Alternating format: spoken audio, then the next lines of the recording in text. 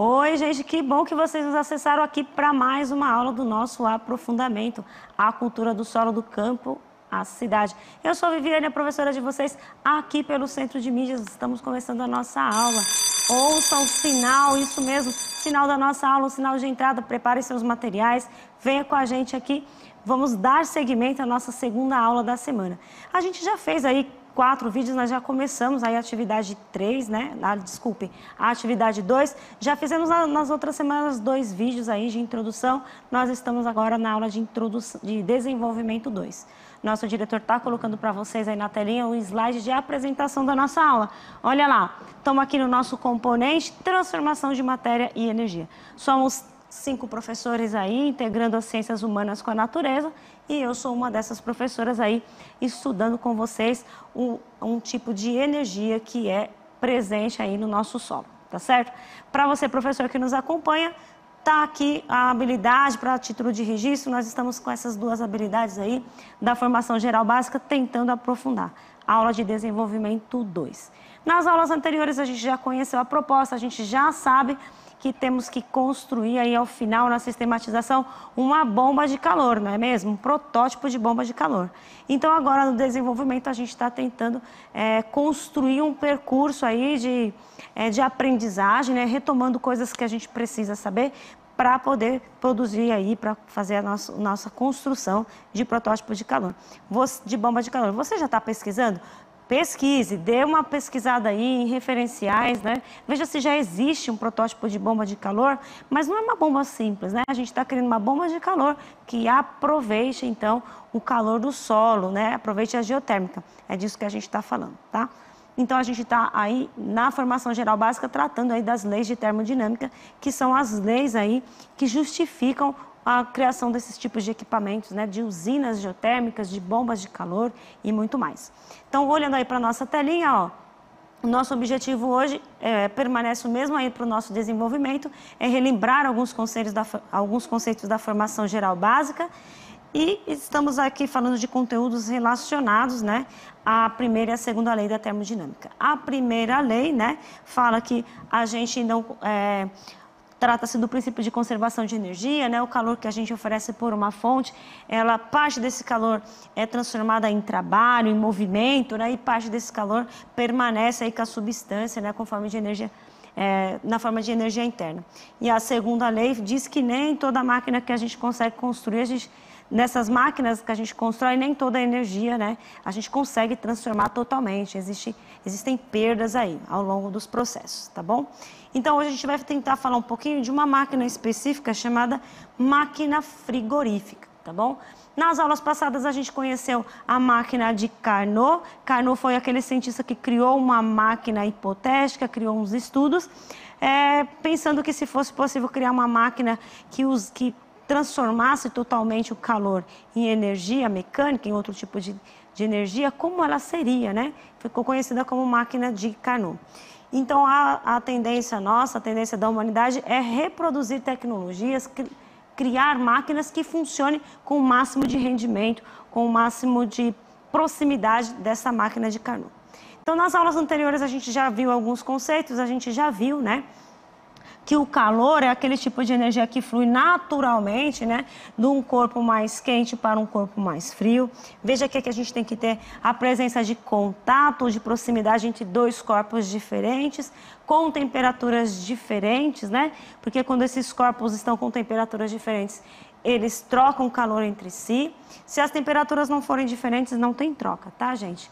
E destas máquinas térmicas, né, aproveita esse fluxo, né, essa direção natural, nesse sentido sempre do mais quente para o mais frio, e no meio do caminho pega parte desse calor e transforma em trabalho, transforma em movimento, né?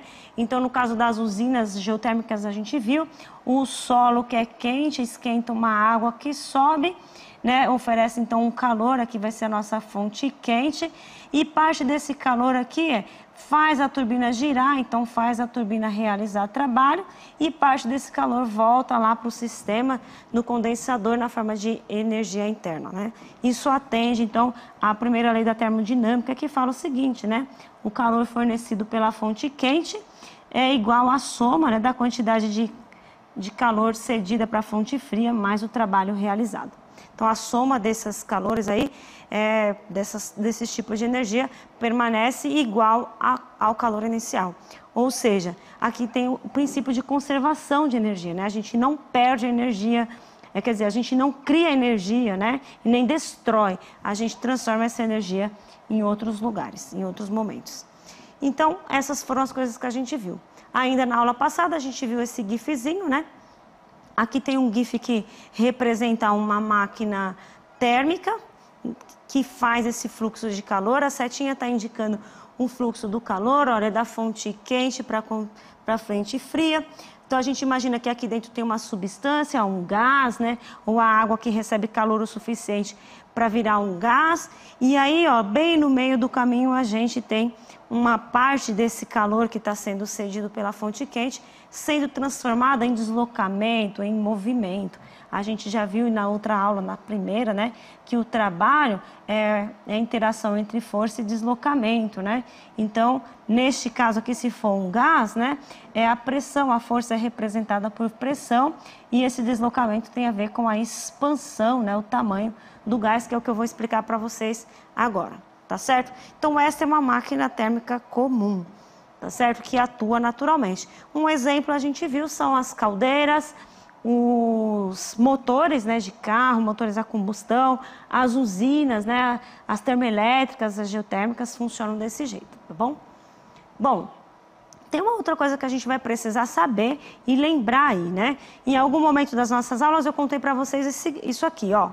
O aumento da energia interna, lembra o que é energia interna? É o movimento das partículas dos corpos, né? Seja lá um gás, um sólido ou um líquido, todos eles são feitos de partículas. A gente chama moléculas, átomos e tudo mais, né? Então, o aumento nesse movimento dessas partículas, a energia cinética, né, a energia interna, ela pode, quando você faz essas partículas se movimentarem mais, isso pode provocar um aumento na temperatura, que é similar, ou pode fazer um corpo, né, inclusive mudar de estado.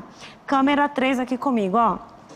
Quando você oferece calor para uma substância, digamos um pouco de água líquida, tá certo? Quando você dá calor, coloca num fogo, né, numa panela, e essa água começa a receber o calor, cuja fonte ali é o gás de cozinha, né? Este calor faz com que as partículas da água, né, líquida, comecem a se movimentar e essa água ela pode chegar ao ponto de só aumentar a temperatura, a gente chama isso de calor sensível, lembra? Ou esse calor faz com que a temperatura aumente, a agitação aumente a tal ponto que essa água vire água gasosa, né, vire vapor. Tá certo? Então, mexer na energia interna de um corpo pode fazer essas duas coisas, tá bom? Pode fazer o corpo ou mudar de temperatura apenas, né? Que é o calor sensível, ou pode, inclusive, mudar de fase, mudar de estado físico, tá bom? Voltando aqui, ó. Essa variação na energia interna acontece de duas maneiras, ó. Tem duas formas de você fazer esse corpo receber, né, aumento nessa energia. Como que você faz vamos supor que você pega um gás e coloca dentro de uma garrafinha e fecha, tá bom? E aí, como que você pode fazer este gás que está aí dentro aumentar o movimento dessas partículas? Você pode oferecer calor mesmo, né, dar uma fonte com calor, ou a outra maneira é você realizar trabalho. Se você começar a saculejar, né, essa garrafinha, as partículas também vão ganhar aumento na sua energia interna. Então, são duas as maneiras de você aumentar ou reduzir, né, a energia interna de um corpo. Você mexe com o calor oferecido ou você faz ele receber trabalho, receber movimento. Então, vamos precisar disso, ó. Preste atenção aqui. Foi o que eu escrevi aqui para vocês, ó. Vamos supor aqui, vou até voltar aqui esse gifzinho que eu fiz, ó. Vamos pensar num gás, tá? Num gás é mais fácil de você associar, porque os gases, ele não tem um volume pré-determinado, né? O gás, ele tem o formato, o volume do recipiente. Se você colocar um gás dentro de um cilindro, como essa figurinha que eu coloquei aqui para você, ele vai ocupar todo esse espaço. Mas se por acaso você pegar e diminuir, suponha que isso aqui é uma seringa de injeção, sabe aquela seringuinha de tomar injeção? Só que sem bico, tá? Então, ó, voltemos a essa ideia de aprisionar um gás usando um êmbolo livre. O êmbolo é essa borrachinha, né? É como se fosse essa borrachinha da seringa de injeção. Então, quando o êmbolo realiza trabalho, lembra o que é realizar trabalho? Ó, quando você faz uma força, empurra, né? E faz esse êmbolo mexer, ocorre uma variação, um aumento na energia. Olha aqui o meu desenho, o GIF que eu fiz, ó. Suponha que você aperte, o que acontece? Você faz essas partículas ficarem mais apertadas. É como se elas estivessem dentro de um ônibus. Pensa que você está dentro de um ônibus, que você chegou, foi o primeiro a entrar lá no ponto final, você está dentro do ônibus. De repente começa a andar e aí vão chegando pessoas, entrando pessoas. O que acontece? A gente começa a ficar apertado ali, não é? A gente começa a ficar mais agitado. É isso que acontece aqui, ó. As moléculas aqui, as partículas desse gás, quando você aperta, né? Quando você realiza trabalho sobre, você faz as partículas se movimentarem mais. Isso provoca uma variação no volume, ó. Essa representação significa variação no volume. Lembrando que esse deltinha é a mesma coisa que variação.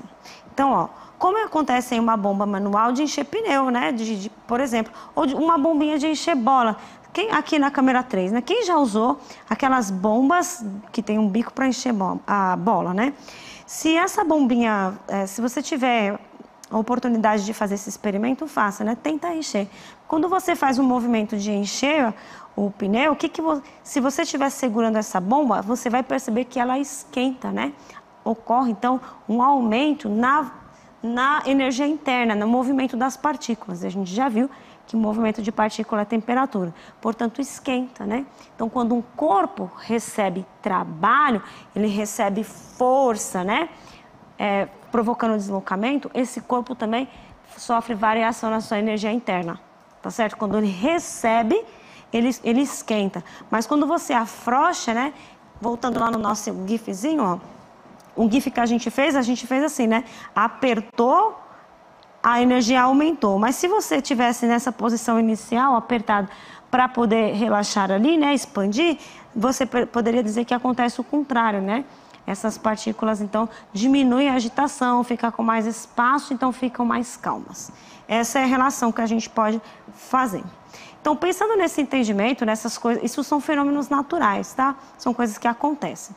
Então, a gente vai falar hoje de uma máquina térmica invertida. Por que invertida? Ó, é importante isso aqui. Nas bombas, se você observar a primeira figura que a gente fez e a aula anterior, as setas aqui, elas tinham outra orientação. Numa máquina térmica, dessas que a gente falou, de caldeiras, né, de motor a combustão, o que acontece? O calor naturalmente vai do quente para o frio. Agora, nas máquinas invertidas, a gente vai inverter isso. Em vez de fazer o calor, né, sair da fonte quente para ir para fria, a gente vai fazer o inverso. Dê uma olhada aí nessas setinhas. Então, olha o que eu escrevi, ó. A partir desse conceito, é possível inverter o fluxo natural do calor, do quente para o frio, que é o fluxo natural, sem transgredir as leis da termodinâmica. Que conceito? Esse que eu acabei de falar para vocês sobre o trabalho, ó. Nas máquinas térmicas invertidas, um fluido, quer dizer, pode ser um gás, né, por exemplo, um fluido recebe trabalho, pensa que você está falando de uma bomba de encher pneu, né? Então você recebe trabalho, ou seja, você faz força ali naquele gás para aumentar. E quando a gente fala de receber trabalho, a gente não está oferecendo calor na forma de energia térmica. A gente está oferecendo trabalho na forma de interação entre força aí, tá bom? Outro tipo de energia. Então, o que você faz na máquina térmica invertida? Ó, você pega o fluido que está aqui dentro, ó, vamos supor aqui a máquina, e aí o que você faz? Oferece trabalho. Aperta, fica apertando, que nem a bomba de encher bola aí, ó. Fica apertando esse gás aqui dentro e até que a sua energia comece a aumentar, né? E aí o que acontece, ó? A gente retira o calor, né? O calor da fonte fria, a gente retira o calor da fonte fria, né? E transfere lá para a fonte quente. A gente inverte, então. A gente faz as partículas que estavam tranquilonas aqui, né? Fonte fria, tá aqui bem bonitas, paradas aqui, não estão mexendo muito. Aí eu começo a fazer trabalho, né? Aprisionar aqui, as partículas aqui começam a agitar. E aí ela começa a subir no sentido contrário da fonte quente. Esse então é o conceito das máquinas térmicas invertidas, também conhecidas como máquinas frigoríficas, tá bom? Porque frigoríficas vem a ideia de resfriar, né? Tá certo? Continuando então, olha aí o gifzinho, o desenho, ó. Olha o sentido da seta aqui do trabalho, né? O trabalho está chegando em vez de sair. Na máquina de Carnot, aquela primeira que a gente falou, a gente pega uma parte do calor que a fonte está mandando de cima para baixo, manda um pouco para realizar trabalho e depois manda um pouco, né, para a fonte fria. Aqui a gente faz o contrário. Pega o calor que está aqui dentro, né, já um pouco de energia, e oferece energia externa, né, nesse caso um trabalho vem da fonte externa, tá bom? Isso é importante, ó. Convém observar aqui, neste caso, que ao contrário das máquinas térmicas estudadas anteriormente, nessas máquinas aqui invertidas, né, que ocorre a inversão, essa inversão do fluxo do calor, lembrando que naturalmente quem tem mais calor manda para quem tem menos. Nesta invertida, a gente está causando uma coisa diferenciada aqui, tá? Então ela não ocorre de forma natural, a gente está forçando, tá bom? Então é necessário, para que isso ocorra, é necessário oferecer trabalho de alguma fonte externa. No caso dessas máquinas, a gente liga numa tomada, né? A gente pega a energia elétrica, por exemplo, para fazer isso aqui receber trabalho. Então, não é muito natural, a gente tem gastos de energia aí também. Tá bom? Vocês saberiam dar exemplos dessas máquinas? Vai pensando nisso, tá? Essas máquinas, então, esse tipo de máquina invertida, ela tem duas funções. Deixa eu pegar a caneta, que eu me esqueci.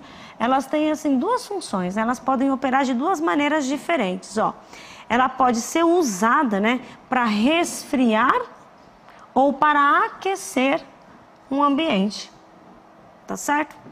Então, você saberia dar exemplos aqui de equipamentos que servem para resfriar e para aquecer? Você sabe que eu vou perguntar aqui para a minha produtora, que está aqui comigo, a Nayane, você saberia me dar exemplos de equipamento que serve para resfriar um ambiente? Ela já falou aqui, né? Deu a deixa para a gente. O ar-condicionado. O ar-condicionado é um exemplo de máquina invertida. Tá bom? A geladeira também serve, né, para resfriar o ambiente interno ali, mas para aquecer também, né, o aquecedor, né, ao contrário dos nossos aparelhos de resfriamento, tem os de aquecimento, tá bom? Então, olha lá, ela pode retirar o calor de uma região que está fria. Então, por exemplo, ó, vamos supor que aqui seja um ar-condicionado, né, eu estou só supondo aqui. Então, o ar-condicionado serve para ficar no interior de uma casa, por exemplo, né? O que ela faz? Ela pega o calor de lá de fora, então a fonte quente é lá fora. Então, aqui é para o lado de fora, tá certo? E aí, pega esse equipamento, liga na tomada, eu vou explicar nas próximas aulas, né? Esse ar que ele está puxando lá de fora entra aqui dentro, né?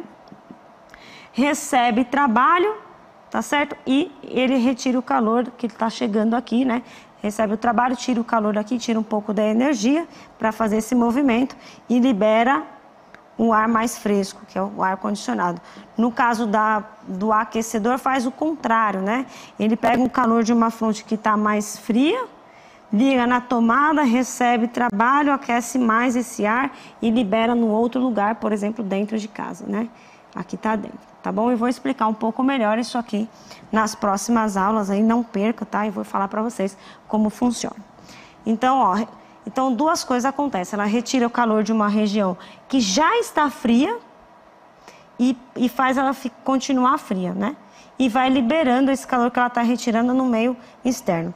Ou então ela pode fazer o diferente, né? Ela pode pegar a energia, né? Retirar a energia de um ambiente frio e só transferir, né, para outro ambiente aí para mantê-lo quente, tá bom? Então tem essas duas funções. Tá aí essa pergunta e eu já até respondi, a Nayane me ajudou aqui com a resposta. Então, exemplo desse tipo de aparelho, né? São os ares condicionados, os aquecedores, né? E a gente vai ver que as bombas de calor também funcionam assim. esses equipamentos são conhecidos também por bombas de calor. Então, basicamente, o que uma bomba de calor faz é transferir o calor de um ambiente para outro, podendo fazer esse ambiente ficar mais fresco ou ficar mais quente, tá bom? Então, continuando, ó, quando a gente trabalha com máquinas, a gente tem que falar de rendimento. No caso das máquinas térmicas que operam de um jeito natural, como as que a gente viu, as parecidas com as máquinas de Carnot, a gente fala de rendimento, né? Neste caso aqui, a gente vai falar de eficiência. E a gente vai usar esse símbolo aqui, de novo, uma letra grega, tá? Para trabalhar a eficiência. O que é eficiência aqui para a gente, né? O quanto vai ser eficiente aqui. Como essa máquina recebe energia externa na forma de trabalho, então, lá no caso das máquinas que operam parecidas com o ciclo de Carnot, né? Com a máquina de Carnot, o rendimento máximo era 100%, porque toda a energia que entrava, né, ela era uma parte dela usufruída. Neste caso aqui, a eficiência pode até ser maior que 100%, tá? Porque se já tem energia interna, você está oferecendo mais, tá certo? Então, pode ser que aconteça aqui nessas situações de você ter um rendimento, uma eficiência maior que 100%. Então, olha lá, ó, como essa máquina recebe energia externa na forma de trabalho, sua eficiência se dá pelo quanto de trabalho. O quanto de trabalho aqui, lembrando que essa energia que está vindo de fora, né? Que pode ser tanto você bombeando usando sua energia do braço, né? Pode ser outros tipos, tipo eletricidade, você oferece eletricidade aqui para fazer esse trabalho, empurrar esse êmbolo, né? Então, quanto dessa energia que você está oferecendo está sendo usada, né, para ficar frio, se for para resfriar um ambiente? Ou quanto dessa energia você está usando para ficar mais quente se você estiver tentando aquecer um ambiente, tá bom? Então, são tipos de equipamentos usados para climatizar ambientes, tá bom? Então, a eficiência da fonte fria é o quanto de energia ficou fria no total de trabalho que foi oferecido, né? Quanto de energia foi usado para ficar frio, né? No caso aqui, a eficiência de uma fonte quente é o quanto do trabalho que você ofereceu, da energia inicial, quanto você usou para ficar quente, tá bom? Essa é a interpretação que a gente dá. Apagar aqui tudo, opa. E agora, estamos quase no fim aqui da nossa aula, ó, exemplos de máquinas invertidas. Então, como já dissemos aí para vocês, copiei essas imagens aqui do Pixabay. Então, nós temos aqui as geladeiras, os refrigeradores, eles funcionam nessa ideia, né? Lembrando que a fonte quente é o meio de fora, né?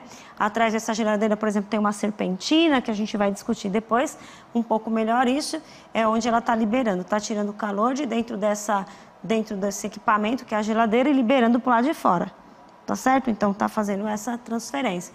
O caso do ar-condicionado é o contrário, né? Tá pegando o calor de lá de fora e transferindo e resfriando, trazendo para dentro, tá bom? Beleza? Ou deixando mais, desculpa, aqui no caso do ar-condicionado, ele tá aqui dentro, tá quente, então ele tá retirando o calor daqui de dentro e jogando lá para fora também. Veja que todo o ar-condicionado tem que estar projetado para o lado de fora, tem que ter um lugar para saída, tá bom? Outros exemplos, então, que a gente falou é o aquecedor, né? O aquecedor também faz isso, né? Faz essa transferência de energia de um meio para o outro, transferência de energia na forma de calor de um meio para o outro, né? Então, essas máquinas invertidas também são chamadas de bombas de calor. Então, fizemos esse percurso com as aulas anteriores para a gente chegar aí nessa definição e ter esses exemplos de bomba de calor, que é o projeto que vocês têm que fazer nessa atividade 2. Espero que vocês já estejam consultando referenciais, vendo se você já viu, se já existe, né? Lembrando que o seu professor e o material inicial que a gente fez de introdução já tem aí uma referência de um grupo de pessoas, né, de estudantes lá do Tocantins que já prepararam uma bomba dessa. Nós vamos falar melhor na nossa sistematização. Beleza? Então, nós vamos falar mais especificamente, eu vou explicar como funciona direitinho essa bomba de calor nos nossos próximos 2 vídeos aí. Então, não percam as nossas aulas, hein? Um pouco de história aqui, só para a gente deixar para reflexão e generalizar aqui a nossa aula, né? E associar um pouquinho com o meio social, afinal de contas, a gente está integrando aí as humanidades, né, com a ciência natural. Então, olha aqui, a construção da máquina a vapor, né, que foram as primeiras máquinas térmicas que existiram, foram chamadas de máquinas a vapor, foi um pivô importante para a nova dinâmica social ocorrida a partir do final do século XVIII aí, né, lá no Ocidente. Então, esse período aí ficou conhecido como Revolução Industrial. Pesquise mais sobre isso. Então, vocês já ouviram falar sobre a Revolução Industrial, né? Você tem ideia do que é uma revolução? Veja o papel da ciência, né? Pensando aí na sociedade, né? Veja que a criação de uma máquina provocou uma revolução que recebeu esse nome de Revolução Industrial. E aí eu deixei uma pergunta aí para vocês pensarem, para a gente discutir, para você discutir com o seu professor, para você anotar, para você registrar. Nosso diretor vai pôr aí na telinha, ó. Por que o desenvolvimento dessa máquina aí, essas primeiras máquinas, foi considerado um marco importante para uma revolução? Primeiro você precisa saber um pouquinho a ideia de revolução, né? Mas por que as máquinas, então, a criação dessa máquina foi chamada aí de Revolução Industrial? Começou lá na Inglaterra, mais ou menos, tá? No século XVIII aí, tá bom? E queria que vocês observassem também essas máquinas, as primeiras máquinas construídas, elas foram usadas para quê? Hoje a gente usa a máquina aí para fazer transformações de energia, né? Principalmente, mas as primeiras máquinas, elas eram utilizadas para quê? Eu vou dar aqui umas dicas aí para nortear aí os estudos de vocês, né? A ideia de revolução, vocês vão encontrar essas coisas também no currículo em ação de vocês, deve ter essa discussão. Mas aqui a Revolução Industrial, ela foi considerada uma revolução porque ela mudou toda uma estrutura social e econômica, né? Mudou todo o costume, os hábitos das pessoas daquela época. Então, as pessoas, elas viviam basicamente da zona rural, né? Do setor primário da economia, que é do chão, da cultura do solo, né? Então, da agricultura, da pecuária e a mão de obra também trabalhava se pensando nessas coisas, né? Então, a terra em si era o setor inicial de subsistência, né? A gente chama assim. Só que a construção da primeira máquina, das máquinas a vapor, né? Ela causou uma mudança social muito grande, porque as pessoas tiveram que se reorganizar, as pessoas saíram da zona rural e passaram a se organizar mais em cidades, em lugares mais que a gente posteriormente chamou de parte urbana, né? E o êxodo dessas pessoas, né? A mudança dessas pessoas do setor primário, né? Para o setor terciário da economia, indo para as cidades, trouxeram outras coisas, essas mudanças trouxeram outras coisas, como criação de universidades, por exemplo, né? Porque precisava educar essas pessoas para trabalhar com essas novas máquinas, né? Então, outros pensamentos tiveram que criar mais máquinas, né? Por isso foi uma revolução, para dar tratamento, né? E dar condição social para se viver, para se urbanizar. Afinal de contas, aumentou muito o número de gente nas cidades, né? Então precisou ter saneamento e ter políticas pensadas aí para se organizar a sociedade na época. Então novas profissões foram criadas. A gente está num momento que a gente tem várias profissões surgindo, mas as profissões relacionadas à tecnologia, à produção de máquinas, começaram aí com essas criações dessas primeiras máquinas aí, máquina a vapor. Então as primeiras elas eram utilizadas para a produção de tecido, né, máquinas de tear. Depois foi criada, teve a locomotiva, né, que é a Maria Fumaça, que a gente conhece, né, hoje por trem. Então, isso também fez uma mudança e ajudou as pessoas no êxodo e na construção, tá bom? Então, aperfeiçoe esse entendimento, faça mais anotações. Olha a nossa telinha, vamos ver o nosso mural que eu tenho aqui para vocês, ó. Então, a gente relembrou na próxima aula, pessoal. Na próxima semana, a gente vai fazer mais um pouco de exercício sobre aquilo de ganhar energia, perder energia, calcular rendimento, e também vamos fazer 2 experimentos aí. Vou trazer para vocês aí 2 experimentos mostrando aí 2 dessas máquinas, tá? Uma máquina térmica que opera no sentido natural e uma máquina frigorífica, que a gente vai precisar aí de uma bomba de encher pneu, ou uma bomba de encher bola, né, com aquele bico, álcool 70. Nós vamos precisar um pouquinho de etanol, 2 garrafas PET e um pedaço de conduíte, tá bom? Isso é o que a gente vai usar para a nossa aula de experimento. Não perca a nossa aula, tá bom? Muito obrigada pela presença de vocês e vamos ficar ligadinho. Dê seguimento ao seu projeto aí com seus colegas na bomba de calor. Tchau!